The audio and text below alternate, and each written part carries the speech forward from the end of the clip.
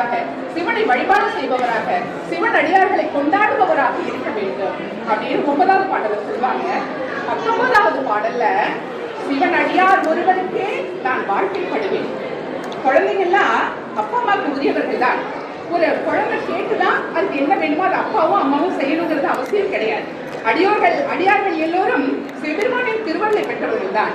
எனக்கு என்ன வேணுமோ, வேண்டத்தக்கது அறிவோய் நீ, வேண்ட பொழுதும் கொடுப்போய் நீ அப்படின்னு சொல்றாரு. நான் என்ன வேண்டணும், நான் என்ன வேணாலும் கொடுக்கறது என்ன அப்படின்னு உனக்கு எல்லாம் தெரியும். அது மாதிரி நல்ல கடவுள் கிடைக்கணும் அப்படிங்கிறது உனக்கு தெரியும் தான். ஆனாலும் நான் கிட்ட உரிமையா கேட்கிறவங்க கிட்ட அப்படின்னு ஒரு கண்டிச்சு பேசுகிறேன். ஆர்டர் போடுறாங்க, கட்டளையாவே செய்வது மாட்டேன். அதுதான் எல்லாம் வல்ல இறைவன் அன்பனும் பிடிக்குள் மொழி முதல்வனாய் என்ற ஒருவன் ஏழை பங்காளனாக இருக்கிறான் அப்படிங்கிறது சொன்னதும் இந்த திருவம்பாவைதான். அவன் இந்த மொழியை ஆள்பவன், ஆனால் எளிமையாக இருப்பவர்களுக்கு பங்காளியாக, உறவாக, சொந்தமாக, நட்பாக வந்து நிற்பதும் அந்த இறைவன் தான் அப்படின்னு சொல்றார். இந்த 9 பாடல் முடிஞ்சதுக்கு அப்புறம் 10வது பாடல் பார்த்தீங்கன்னா இறைவனுடைய திருவருள் குணம். நீராடுவது அப்படிங்கிறது அவன் திருவருளில் மூழ்குவது. பிறவி துயர் அறுபட ஆத்தாடும் தீர்த்தம் அவன்.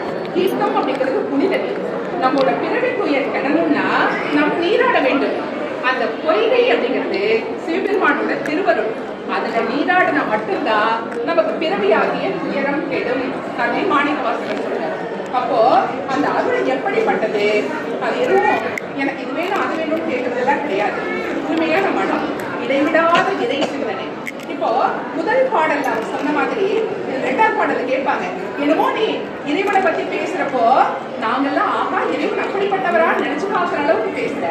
ஆனா இன்னைக்கு நாம வந்து எழுப்புறப்போ நீங்க எழுந்திருக்காம தூங்கிட்டீங்க அப்படின்னு ஒரு செய்தி வரும். என்னன்னா, நமக்கு இறைவனை பற்றி தெரியாம இருக்கிறது கிடையாது, இறையவளை உணராமலும் இருப்பது கிடையாது.